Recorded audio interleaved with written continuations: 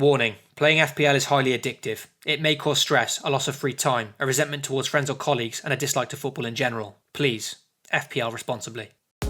Welcome back to the Fixture Watch, the series that uses the official FPL fixture difficulty ratings to determine which teams have a good or bad run of fixtures over the next 5 game weeks.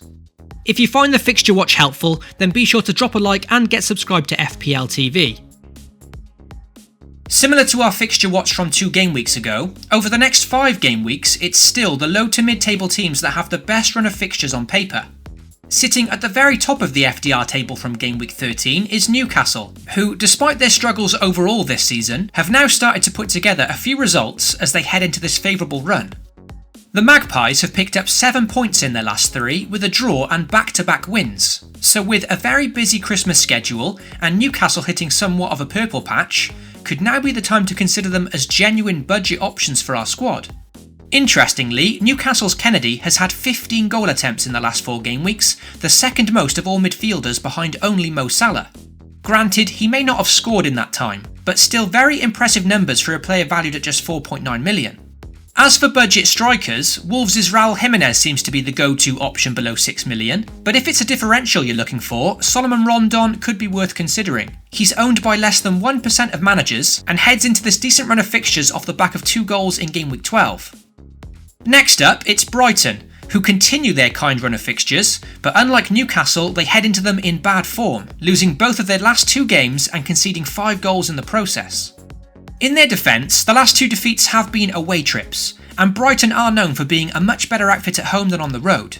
Because of this recent dip in form, understandably it's putting lots of managers off of their options, and I think with Brighton players, if you don't own them now, it could be a case of not bothering to invest. But if you already have them in your squad, perhaps it's worth keeping hold at least for a few game weeks, where they have home games against Leicester and Palace in the next 3. Their following 2 road trips look pretty decent too, with away games against low-scoring Huddersfield and Burnley, so defensive options like Matt Ryan, Shane Duffy or Dunk could still do a job in the short term. Next up for the teams with good fixtures is West Ham. Now, notably, they do face perhaps the worst fixture of all in Game Week 13, as they play the behemoth that is Manchester City next. But following this fixture, West Ham then face a run of games that is very difficult to ignore. In the following 4 game weeks, the Hammers face Newcastle, Cardiff, Crystal Palace and Fulham, all matchups that have been given a difficulty rating of 2. What's even more appealing about West Ham options though is the longevity of these favourable fixtures, with them avoiding any of the big 6 until game week 22. So once they've got Man City out of the way, they can then look forward to 8 very nice fixtures in a row over this busy Christmas schedule. This makes attacking options Arnautovic and Felipe Anderson particularly tempting, who have produced 4 goals and an assist between them in the last 2 games. Meanwhile, defender Balbuena looks to be an interesting budget pick for our squads. Granted, we can't trust the Hammers for clean sheets, but the 4.4 million rated defender has produced 6 goal attempts in the last 4 game weeks, so promising attacking stats for the very cheap centre-back. Other teams amongst the top half of the FDR table is Manchester United, who have 3 home games in their next 4, strugglers Cardiff City, who avoid the big 6 for the next 5 game weeks, and towards the top, Wolves, who despite facing Chelsea in Game Week 15 do have some nice fixtures either side of that game.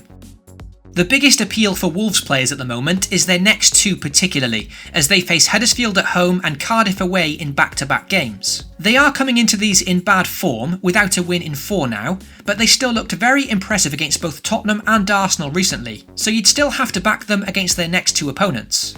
Huddersfield have only managed to score 3 goals on the road this season, and Cardiff have conceded 14 goals at their own ground. So providing he's fit, Matt Doherty could be an excellent pick for these games, as he looks to produce returns at both ends of the pitch.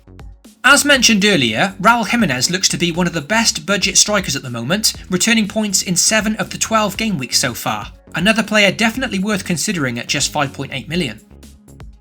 So now, let's take a look towards the bottom of the FDR table and see which teams have a very difficult set of fixtures in the next 5 game weeks. Sitting rock bottom with a difficulty rating of 18 is Bournemouth.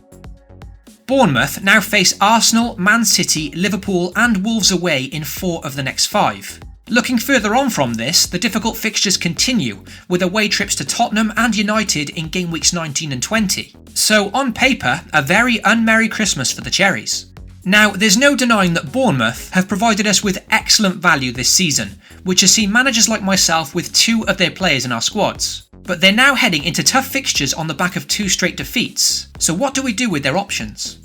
In my opinion, there's strong arguments for both keeping and selling their players, and neither is the right or wrong move. On the positive, Bournemouth don't have to win games for Wilson and Fraser to get points, and individually they're still in form and getting FPL returns. However, the negative is that their good performances have come against the lesser teams this season, and their run of fixtures do look difficult for a while now, so getting rid early could really pay off for you. For me, the home game against Arsenal next isn't too bad of a fixture, so personally, I'll be seeing how they perform in this one before making any decisions. There's then scope to either sell before Man City, or hold on until the match against Huddersfield in the following game week. For those of you that don't own Bournemouth players though, perhaps these fixtures are reason enough to stay away for now. Also down the bottom of the FDR table is Watford, with a difficulty rating of 17 over the next 5 game weeks. The Hornets now face home games against the top 2, Liverpool and Man City, in amongst away trips to Leicester and Everton, so a bit of a nightmare run on paper. Similar to Bournemouth, Watford are another team really impressing this season and find themselves sitting in 7th place in the league.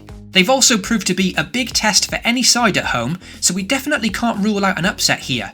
With that said, both Liverpool and Man City currently boast the best defensive records in the league, so from an FPL perspective, it is hard to see Watford players getting too many points over the next few game weeks, and with this difficult run, clean sheets could be unlikely too. Definitely something to consider if you own some Watford players. Also towards the bottom of the FDR table, we've got Southampton, who face United, Tottenham and Arsenal in 3 of the next 5, and Chelsea with just the one nice fixture against Fulham amongst many other tricky fixtures. Another side with a high difficulty rating is Everton, but this can actually be quite deceiving because 3 of their next 4 fixtures actually look quite favourable. Over the next 5 game weeks, the Toffees have 2 extremely tough away trips to both Liverpool and Manchester City, and with both these fixtures having a difficulty rating of 5, this has really pushed Everton down the rankings. However, it's important to note that 3 of Everton's next 4 games are at home against the likes of Cardiff, Newcastle and Watford. So on paper, there could be some points available for their players in the short term. In the last 4 game weeks, defender Lucas Digne has created the most chances of any defender with 11, not to mention his 4 goal attempts within that time, so he's looking to be a very interesting budget option for the next few weeks. The luxury with him is that he's also cheap enough to bench, and we all need a flexible squad to get through the busy Christmas schedule. Midfielder Richarlison is also someone I'm considering, as he's been deployed as a striker for Everton recently and bagged 2 goals in his last home appearance against Brighton.